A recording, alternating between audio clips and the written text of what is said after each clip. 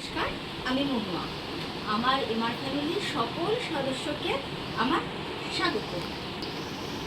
আজকে নিয়ে এসেছি আমি একটা গ্রাম বাংলার নতুন রেসিপি, পেঁপে চাটনি। আমি আজকে এই রেসিপিটা করছি, চলেন দেখি কেমন লাগে।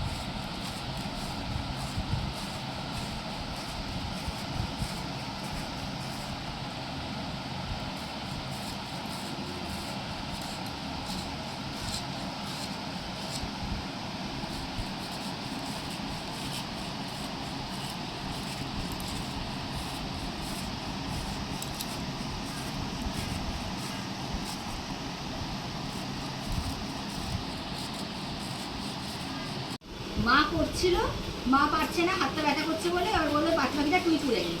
এবার আমি তুলে নিচ্ছি পেঁপেটা।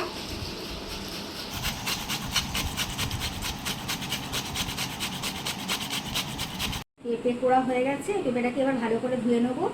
এর জন্য একটা ঝুড়ির মধ্যে পেঁপেটা ঢেলে নিই। আসেন,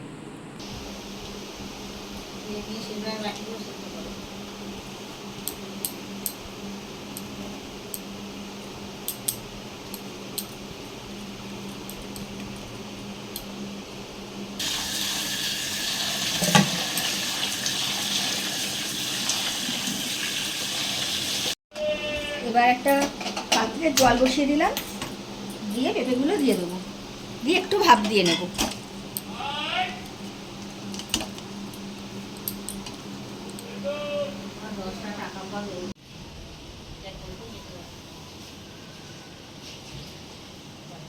করতে আমার কি কি উপকরণ লাগছে চলুন আপনাদের দেখিয়ে দিই। পেঁপেটা তো সিদ্ধ করে নিচ্ছি, আর লাগছে চিনি, সামান্য একটু কাজু কিশমিশ, ছোটো এলাচ, আর লাগছে একটু তেঁতুল ভেজানো। তেঁতুলটাকে ভিজিয়ে রাখতে হবে, এটা আপনারা কাঁচা তেঁতুল দিয়েও করতে পারেন।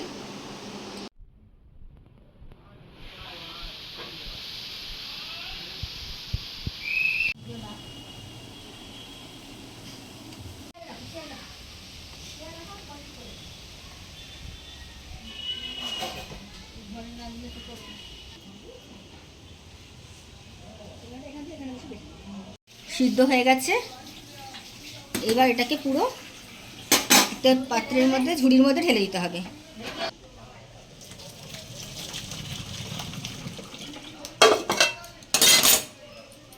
গরম লাগছে।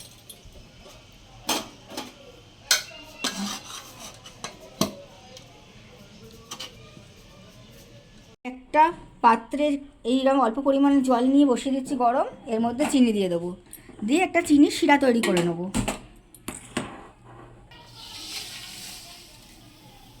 এই যে পরিমাণ মতন চিনি দিয়ে দিলাম, দিয়ে এবার চিনির শিরা তৈরি করে নেবো। এটা চিনির রসের মধ্যে এই ছোটো এলাচগুলো দিয়ে দিতে হবে, তাহলে একটা সেন্ট হবে। পেঁপেগুলোকে একটু জল চিপে নিতে হয়, প্রচণ্ড গরম, তাই জন্য আমি হাতার সাহায্যে চিপে নিচ্ছি।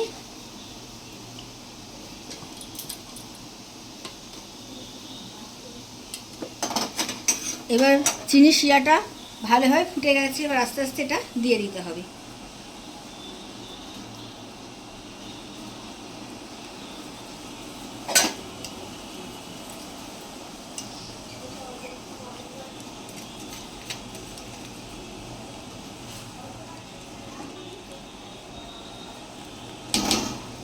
এটা ফুটে উঠেছে, এবার এর মধ্যে দিয়ে দিতে হবে এই যে তেঁতুলের কাঁধ।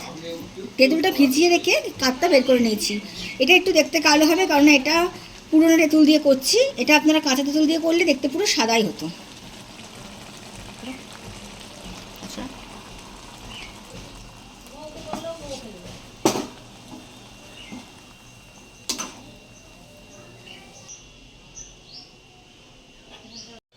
হয়ে গেছে পেঁপের চাটনি। এবার উপর থেকে কাজু কিশমিশ দিয়ে দিচ্ছি।